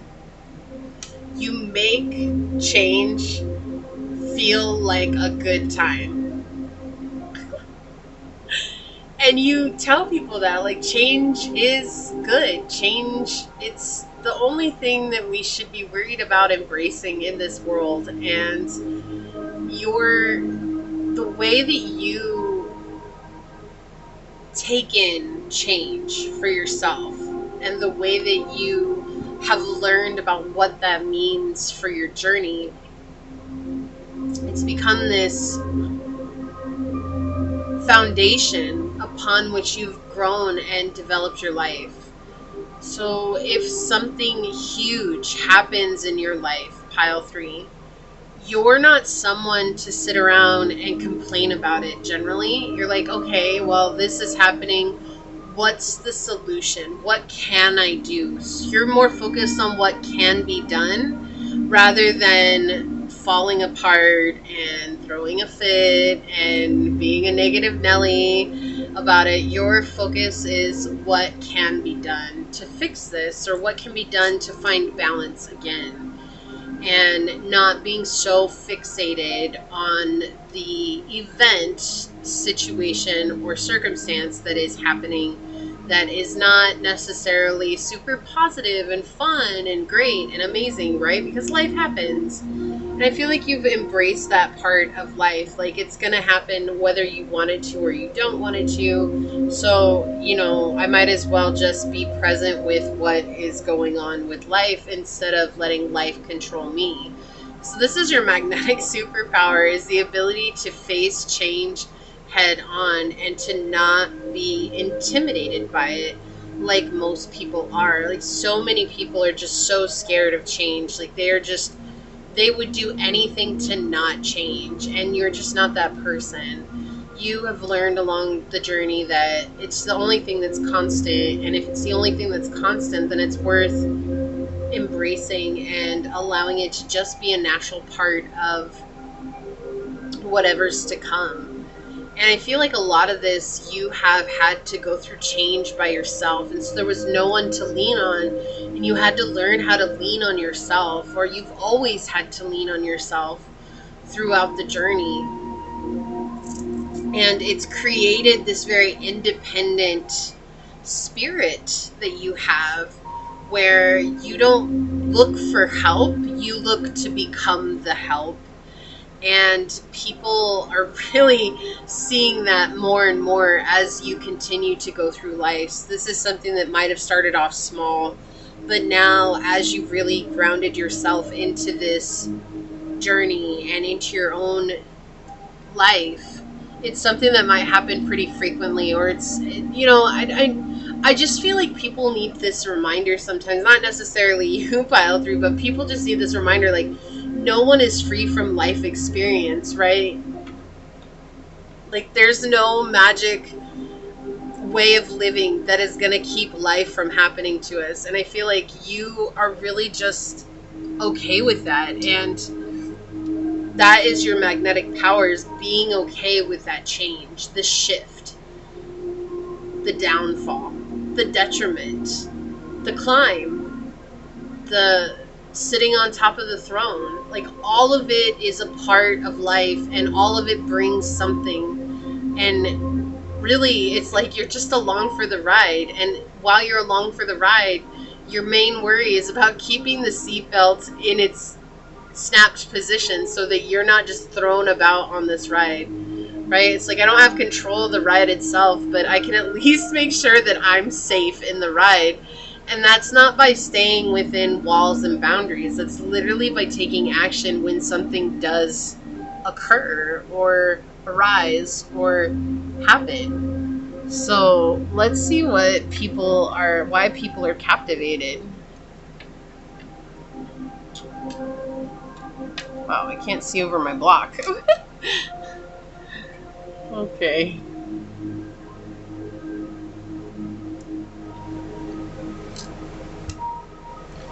Alright, we're going to be using the Wild Unknown Tarot by Kim Krans today. Let's find out, source, why are people captivated by pile number 3? They can't quite put a finger on it. Like, I can't get the cards. I was trying to pick them up to shuffle them, to fan them, and I couldn't pick them up. They're just sliding all over the place. I feel like you're a slippery one, pile number 3. No one can quite pin you down or really name, like, what it is that you do or who you are. You're an unpredictable entity that flits about like a little fairy, or like a little butterfly, or a dragonfly, or, you know, whatever. You could be an elf or whatever it is, right? It doesn't matter. It's just, you just really are free in who you are, and no one can quite name exactly what it is about you that they're captivated by, but we'll see if we can kind of narrow it down to a few things here. You're always changing. You're an unpredictable. That's the main thing here, is being unpredictable. Like, in such a predictable world, having some sense of unpredictability is nice, right? With people, not with events, not with circumstances, but with people. Like, it's not the norm. Everybody's trying to fit in, and you don't. You're just trying to be the best version of you, or the most aligned version of you, or in touch with yourself, or what feels good, or what brings you joy, right? Like, you're doing what's best for you. So, source, why are people captivated by pile number 3? What would you like to share with us today? So we have the Daughter of Cups coming out here. You know, it's interesting. With this card, I'm getting like the Ugly Duckling vibes. You know, the book, The Ugly Duckling? It's these ducks that adopt this duckling that is ugly. It's got gray feathers, and they're confused because none of the ducks that they know look like this duckling, and all of the ducks make fun of this little duckling, and it's just, you know, it's terrible. But then the duckling starts to grow, and when the duckling grows, it's a swan, and the swan is more beautiful than the ducks could ever hope to be.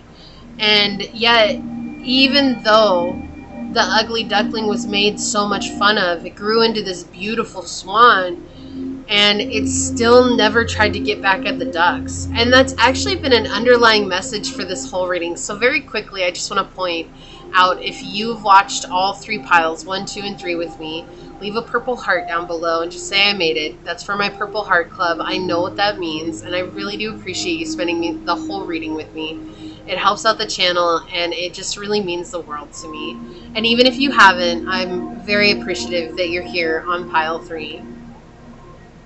But I do feel like for you, pile number 3, like there's this energy where it's like maybe you were made fun of a lot when you were a child, or people really were adverse to how you looked, acted, thought, or who you were, or they tried to make you feel like you had to be small. Or I'm getting that some people here were diagnosed with ADHD or ADD and given pills to calm them down, and then later in your adult years you realize like that was a false diagnosis, because you're just naturally this outgoing person who has a lot of energy, especially with Sagittarius energy. You know, Sagittarians really benefit if you have high Sagittarius energy in your chart. Like you would benefit from a lot of physical activity, right? Because Sagittarians are very active, incredibly active, and they just never sit still. They're always on the go. It's like they're buzzing through life, right? And that's what it feels like. It feels like now that you're older, like you don't blame everybody for the way that they treated you when you were younger. Maybe for a while you did, but I feel like you're learning how to forgive and let go. And people are captivated by who you turned into. You've turned into this beautiful swan. And it doesn't matter if you're a man, a woman, or whatever you identify with. What it's saying here is that you've turned into something that is graceful and captivating and mesmerizing, and no one can take their eyes off of you, because you went from being this out of place person to now everybody wishes that they could be you or be where you're at.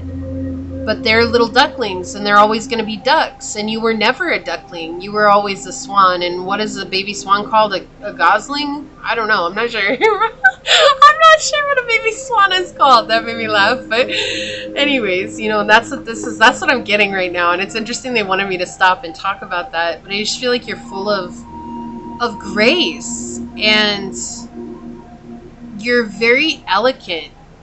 And that's something that people strive for, but you're just very naturally this elegant person.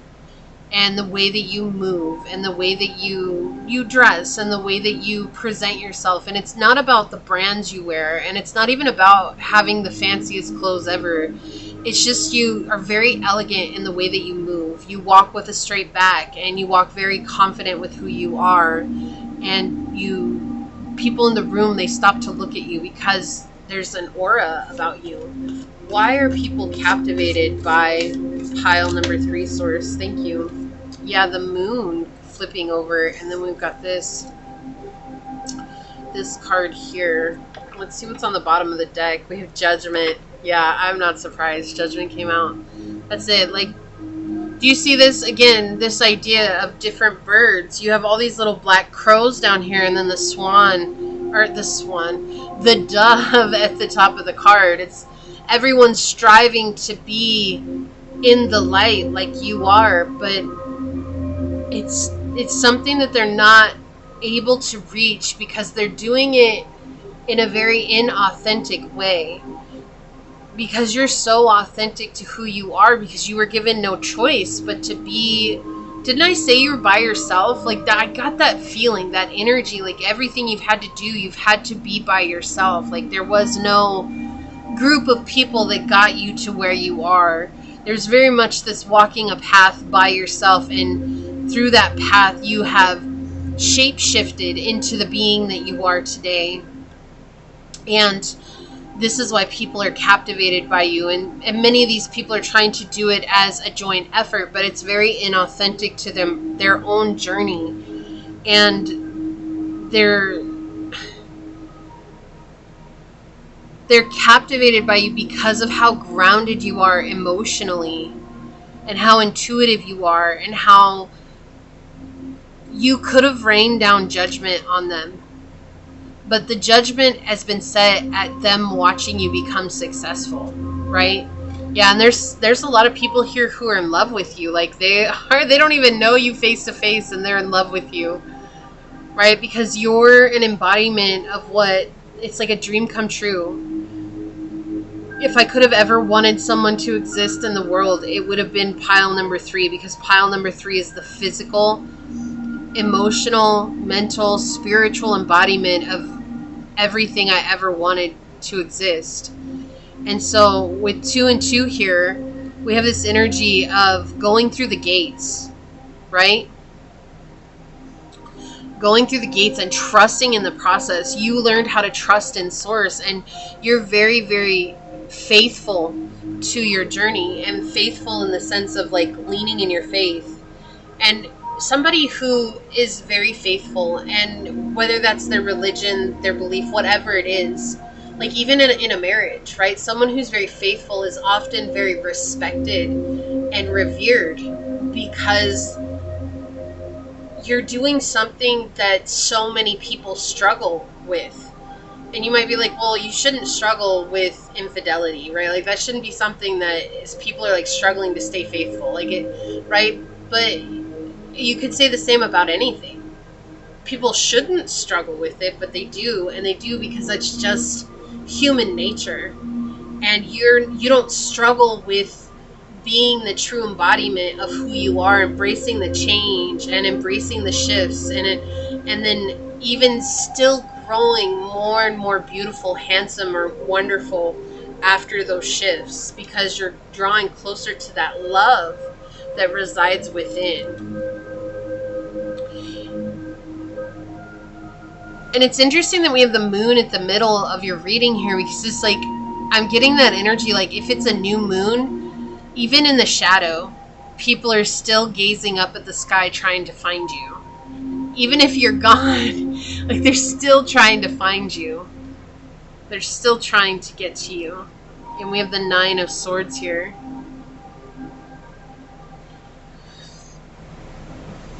You see where they're blind. Something that you're able to, like a concept, a thought process, a belief, an inner standing. There's something here that you see very, very clearly, and they feel very blinded by. And it's something that fuels a part of their anger, their rage, and their want for revenge. And it's something that you have leaned into that has given you peace and grace over a situation that was less than beautiful, that was less than ideal.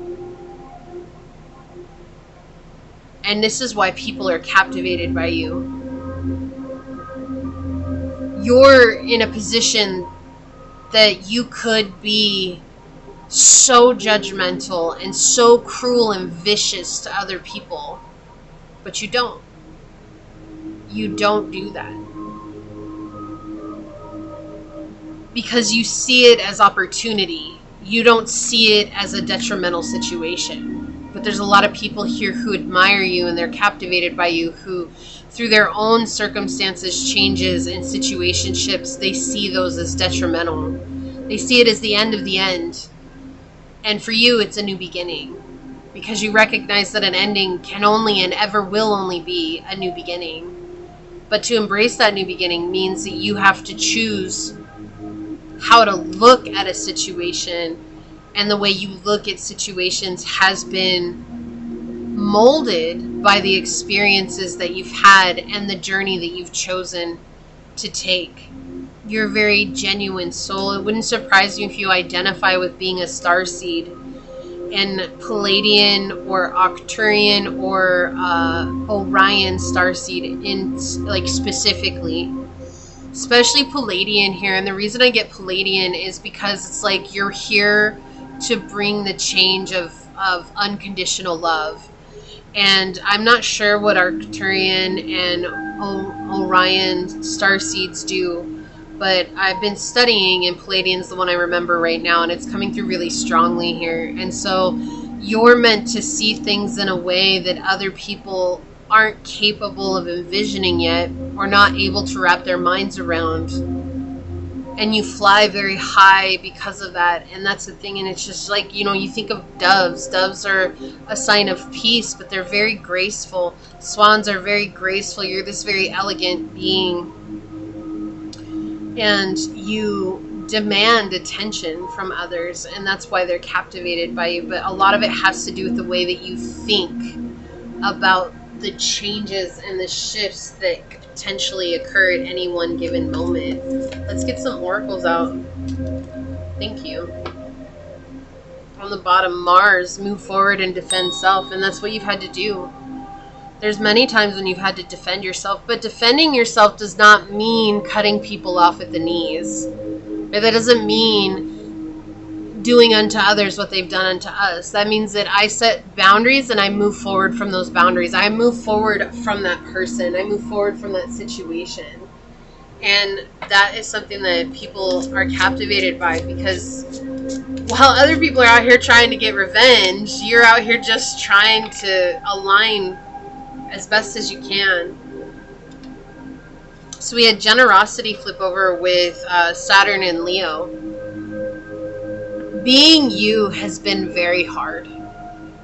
Just being you. It's been very hard. Like, people have always had something to say, or people have always had some kind of comment to make. And yet now you're realizing that being me doesn't have to be hard when I accept it. And you see these people, they're like reaching out to him up here, right? And now people are reaching out to you to show them, to lead them. This generosity is this, it's love, but it's deeper than that. It's wisdom. That's what it feels like. Your generosity, it's not love that you're necessarily giving. It's wisdom. And the reason I say that, it's not that you're not a loving person. Like I said, you might identify with being a Palladian starseed. And so you're here to help shift consciousness into love, but it doesn't mean that you give away all your love either. It means that you stand in the seat of wisdom. And sometimes it can seem cruel and unkind, the wisdom you have to share. But it's wisdom that helps them observe the red flags that they've been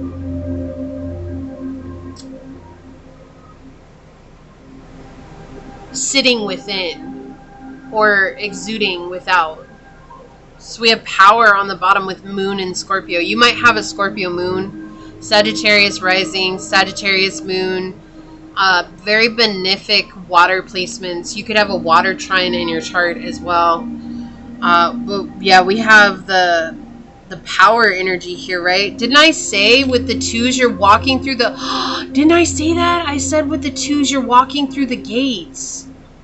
Walking through the portal. I feel like I said that on your reading. And we have this big gate here where it's like the melding together of both the night and the day, the dark and the light, the shadow and the light, or the masculine and the feminine. You're leading others through the gate to the promised land, and it's with a very powerful energy. People are captivated by your power. It's almost like, I wish I had the power that pile 3 had, but I also feel like many people are like, I do not wish to carry that burden at all. There's no way I could, because they understand with great power, and not to quote a superhero movie, but we're going to anyways, with great power comes great responsibility. Thank you, Uncle Ben. Thank you, Uncle Ben. Right? But that's really the case. That's a very truthful statement, because you've been given great power, but your great power comes from giving that love and giving that wisdom. We have Mother Earth here, Vita and Vita. All things are interconnected. Feel deep peace and a sense of connection that results from this knowledge. Yeah. And didn't I say that? Like, you're at this place of peace. So we have Venus and Diam Chenin with the beauty of love lies in its wildness. Be daring and embark upon journeys with your dragon. And that's what we were feeling with the Pluto and the Sagittarius energies. Like, you find adventure in the change. Right? So we have Oya, and I'm going to give it a go, but if I butcher it, I butcher it. We have Aona Deg Ag Hayden with Oya has spoken. The exchange of give and take has become unbalanced, out of kilter. I renew your spirit with the wind. I renew your life with fire. Okay, and this goes back to what I was saying, like, yeah, you're a generous person, but it's not about giving love. It's not about that. Like, you're genuine, you're sincere, and you're generous, but it's not about giving love. It's about giving the wisdom. You spent a lifetime giving love, and that has already played out, and that course is done. We're done with that course, right? And it's not that you're not a loving person. I don't want you to feel like that, because you are a loving person. But this is, like I said, it's that energy of giving wisdom. Like, it's sometimes wisdom, right? Like, sometimes the truth hurts. But just because the truth hurts doesn't make it a bad thing, right? It doesn't make it wrong just because it hurts. And so I feel like you just speak the truth in a lot of situations, and you're not vicious about it. You're just very direct about it. And that also is a reason people are captivated by you, is because they wish that they could be that. But there's a lot of people, while they wish they could be in the energy that you're in, no one wants to carry the burdens that you've been carrying, right? No one wants to wear those shoes. That's a big shoe to fill, let me tell you. We have benefics, yeah. Let the blessings unfold. And you're a very blessed individual. Very blessed, and you've been given a blessing of source energy as well, right? And wisdom. You could be ascending to ascended master status. Like, that's something that's part of your soul journey in this lifetime, or in your lifetimes, right? You could be headed towards ascended master. You could be headed towards just being a guide as well. So it's like giving that wisdom, and sometimes having to give that wisdom not without love, but without babying someone with it, right? Yeah, guilt. I release any beliefs that no longer assist my soul's growth. And I feel like this is something that might have made you feel guilty for a long time, is being very blunt and direct. It's something that might have felt bad for a time. It's like, oh, it's really hard for me to be in that energy because it doesn't feel good. But you're realizing, like, sometimes people don't get the message when all you are is love, right? There's this line, and I learned this. I honestly, sometimes people in my life, right? This is someone who's no longer in my life, but I learned this from someone that's no longer in my life. And sometimes the people who come and go, they teach us very unique lessons, and they leave us with very unique wisdom that you thought they were incapable of. But someone once told me that there's the golden rule, which is treat others as you wish to be treated. But then there's the bronze rule. And the bronze rule is to treat others as they wish to be treated. Okay, let me say that again. Treat others as they wish to be treated. And this means that sometimes people are incapable of receiving love. And they can only receive... It's almost like receiving punishment, and that's the only time that they'll take something seriously, is if they're receiving punishment, or really receiving something in a harsh way, or in a very direct way, without love, right? Without the emotion attached to it. And I feel like that's the energy. It's you're in this place of where you're realizing, I have to treat others as they wish to be treated, because I've tried the golden rule. That's out. It's just not something I can do anymore. And it's not, you're not out here, hurting people. It's not about that. It's just realizing that I can't always give wisdom backed by sweetness, because if it's backed by sweetness, there's people who don't take it serious, and this is stuff that needs to be taken seriously. And so that's exactly the type of energy that you're in right now, and I feel like that's why people are captivated by you, because they're recognizing the power behind your words, the power behind your energy. With passion and magic both flip over at the same time. Yeah, there's just this power and your passion to experience a magical existence, which ties in with Sagittarius energy, right? They still see the world through eyes of a child, which is embodying that magic and going with the flow on the bottom here, like flowing with what life has to offer. And sometimes it's not easy. Oh, and there was a channeled message that came through earlier, and it's coming through again, is that you might have experienced yourself or someone close to you that was dealing with a very severe addiction in life. We had runaway that flipped over here, get away, keep away, and give up. Yeah. So people who were running away from themselves, or even you running away from yourself and turning to a substance of some sort, or a type of toxic relationship or a belief system that was keeping you in that place of running away for good, right? And you had to overcome that. Okay. So on the bottom, we have chew, deep thinking, remember, solve puzzles, and code word. Yeah, so your thought process, the way you think about the world, the depth of your observations is something that people are captivated by. The wisdom, just keep getting that, the wisdom that you possess. Conjunction, a union, a merging and coming together. So you've definitely integrated a lot of these lessons, and you're merging with your higher self now and with your soul's purpose and journey. And now you're free to express yourself in a way that you weren't able to express yourself when you were younger. See, we have that self-express and embody truth. You're here as a vessel for truth. And that is a vessel of love. Different type of love, right? It's like unconditional love. People think that unconditional love means that I can do whatever I want to you and you're still gonna let me be in your life and treat you that way because you unconditionally love me. And unconditional love is saying, like, look, you can do whatever you want, but that doesn't mean that I'm gonna be around to experience that abuse or that hurt or that pain. I'll still love you, but I'll love you from a distance, and I'm going to get out of here. But it doesn't mean that I'm not going to tell you how I feel about it either. I'm going to set these solid boundaries, and I'm going to get right. Defend self and move forward. Didn't we have that? Yeah, Mars energy on the bottom over here. Okay, so we've got inspiration with Mercury in Pisces, right? So people are captivated by you because you inspire them. They're very inspired by you, and that's something that they can't turn away from. Right? Okay, so we've got 8th house, except that it's all complicated.